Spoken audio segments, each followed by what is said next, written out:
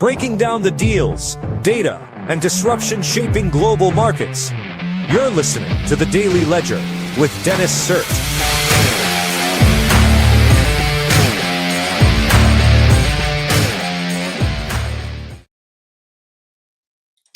Hey folks, it is Friday, January 9th, 2026.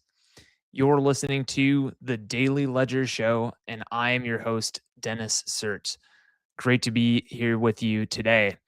We're going to dive right into it with what we got today. We got a few good stories. First of all, we're going to talk about the uptick in non-farm payroll, which came out today from the Bureau of Labor Statistics. So we're going to talk about that. We're going to talk about, well, at first I didn't want to talk about this. It's kind of a touchy subject, just for the general public, obviously. But I saw that it was the front page of pretty much every single big headline or newspaper. So Wall Street Journal, New York Times, Financial Times, and then TechCrunch as well. And that would be X restricts Grok's image generation to paying subscribers only after drawing the world's ire. Yeah, so that's not good. So we're going to talk about that a little bit. We're also going to talk about OpenAI, essentially acqui-hiring another team called Convogo, or I guess the team behind a startup called Convogo. So that's on our docket as well. But before we get into that, let's pull up some of the macroeconomic headlines here, or not headlines, but like trends and indicators and stuff. The Dow Jones is up 0.44%. The NASDAQ is up 0.63%. The S&P 500 is up 0.50%, looking like a green day.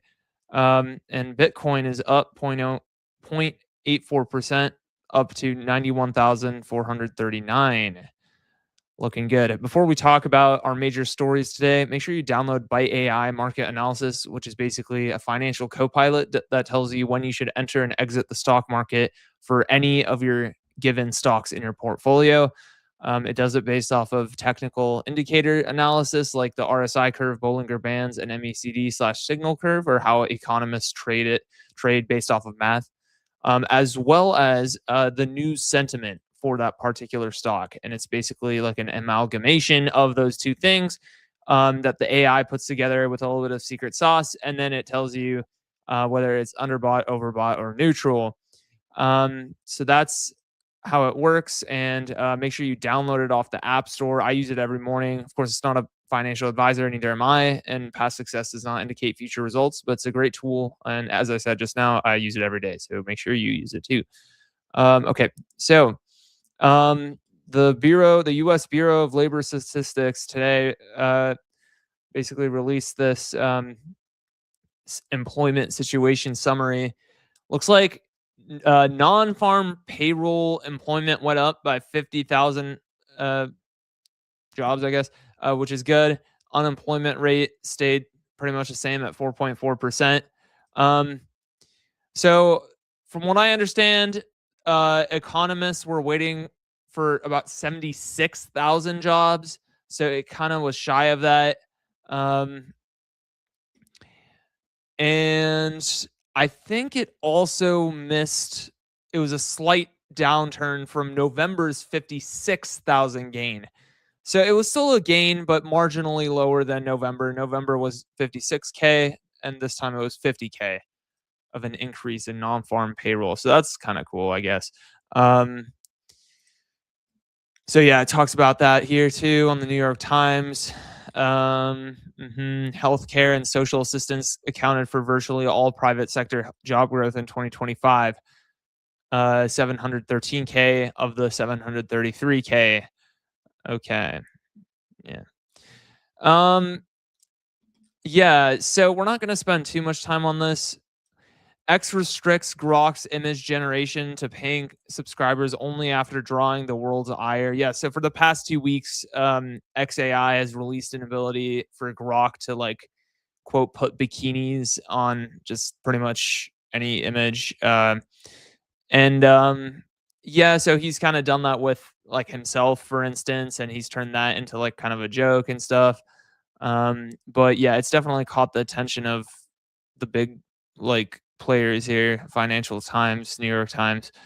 Um, Late Thursday, Mr. Musk's chatbot Grok limited requests for AI generated images to paid subscribers of the media site amid an outcry from, I guess, victims and regulators.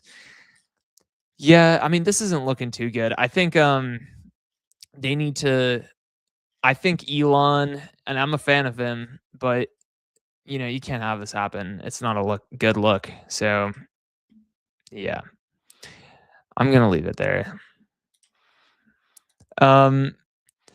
The man who could be Apple's next CEO, John Ternus, a low-profile but influential executive at Apple, could be next in line to replace the company's longtime chief executive, Tim Cook, if he steps aside. So, it's been long said for about, I think, a couple months now, since the end of October or November. Tim Cook has been rumored to be leaving Apple very soon. It was that back then it was told that he was going to leave near the end of January, early February, maybe, kind of after the holiday cycle. So, and of course, with the I was kind of like a little bit surprised, but not really, to see this article in the tech section of the New York Times, because, well, here's just like a whole bunch of extra signal for that narrative, right? Yeah, so I was looking into who this guy is, John Ternus, and apparently, he's a senior vice president of hardware engineering at Apple, reporting directly to CEO Tim Cook. He leads Apple's hardware engineering teams responsible for the design and development of major products such as the iPhone, iPad, Mac, AirPods, and more. He joined Apple's product design team in 2001, has spent over 2 decades with the company. So that's kind of his background in a nutshell. And then here's, to kind of insert some levity here. What's kind of funny is that, first of all, I think it's well known that the New York Times isn't exactly like pro men. I think they're kind of like against, obviously, so-called toxic masculinity, right? I'm not going to talk too much on that, but I think everyone knows that. And it's like, it's funny because they kind of insinuate that this guy, John Ternus, is not, for all intents and purposes, an alpha male. So near the end of this article, the New York Times quotes, I guess, some guy who knows him, I guess. They go, "He's a nice guy," Mr. Rogers said. "He's someone you'd want to hang out with. Everyone loves him because he's great. Has he made any hard decisions? No. Are there hard problems he's solved in hardware? No." So they're kind of setting him up to be like this, like milk toast kind of guy, kind of like a beta male, if you will. Doesn't look for a lot of conflict, kind of, pushes the line, right? And it's just funny to like, I can see that the New York Times intentionally has this paragraph in here and this quote to kind of like lead the reader in that direction. So I'm kind of following along the steps that the New York Times is kind of setting up for me here. But I'll even though I realize that, I'm still going to follow the steps just because I think it's kind of funny as like a segment here. But it's like on the one hand, oh, we hate toxic masculinity, and then on the other hand, it's like, oh, you shouldn't like, New York Times reader, you shouldn't like the upcoming Apple CEO because he's too much of a nice guy. It's like, okay, well, which one is it then, right? And my take on this is like, you can't be a nice guy, right? Like, I'll just briefly preface, I'm not talking about my friends and, my sort of like female companions and people I work with and stuff. Like, I'm not talking about all of that. I actually like not being liked by a lot of people. And I mean, as a principle, right? I'm not saying that that's the case, but I'm trying to explain that I like it when I'm not liked very much. It's like, and I'm kind of tying it into this point about this guy being a nice guy, everyone likes him, blah blah blah. It's like I like it more when, I have a little bit of a chip on my shoulder, when it's like, you walk by and it's like, it's someone, but even then it's like, it's a little bit petty, but it's like, you both make it a point not to look at each other. It's like, oh yeah, I really one-upped you there. It's like, oh, what a big deal, right? But it's like, that kind of gives me the fuel I need. And I'm not the only one with this, just not a lot of people talk about this, but it's like that kind of gives me the fuel I need to like succeed like hella. And it's like, yeah. And then you like basically compare my personality with someone like, the way that the New York Times is setting this guy up to be. Oh, he's a nice guy. He's someone you want to hang out with. Everyone loves him because he's great. Has he made any hard decisions? No. And then let's talk about that for a second. You kind of have to make hard decisions, especially if you're the boss, right?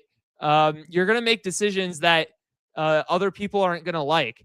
And it's essentially a sign of having a lot of power and respect is the fact that, people either like fear you or they don't like you.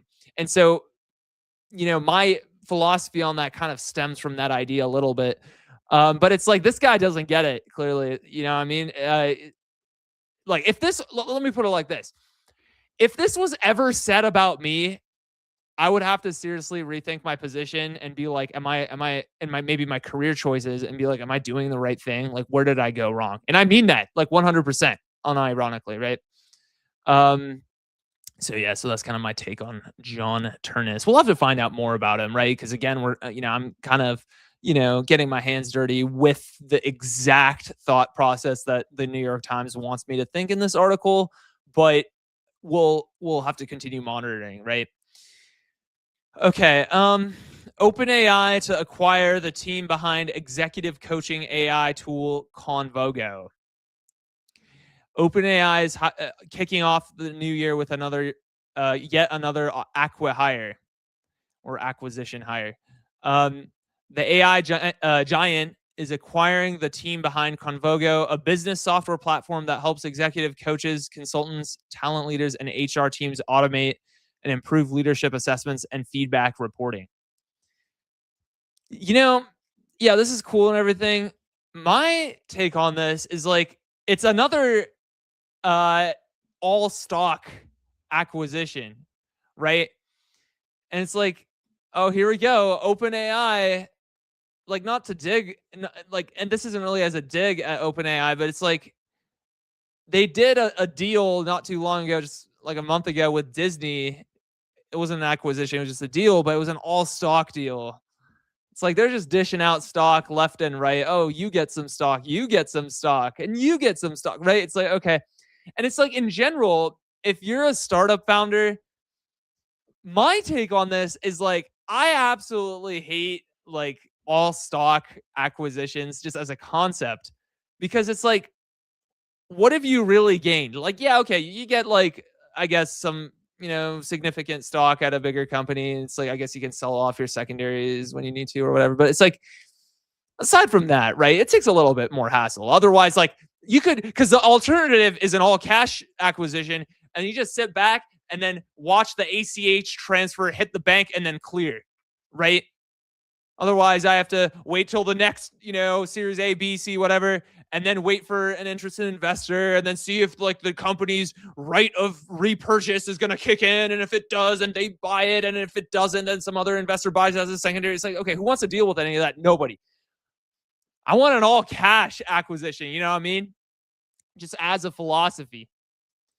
And so I guess Convogo, I mean, yeah, it's cool. OpenAI acquired us. Yay. But it's like, okay, where's the cash? Yeah. All right. It's Friday, folks. Hope you have a really good Friday. Hope you get some sun. Hopefully there's sun where you're at. Make sure to go outside. make sure you make lots of money today in the stock market. Make sure to minimize any losses. Of course, you can do that with Byte AI market analysis off the App Store that tells you when you should enter and exit the market for any stock in your portfolio. So I guess I'll see you guys on Monday. Have a good one. Peace.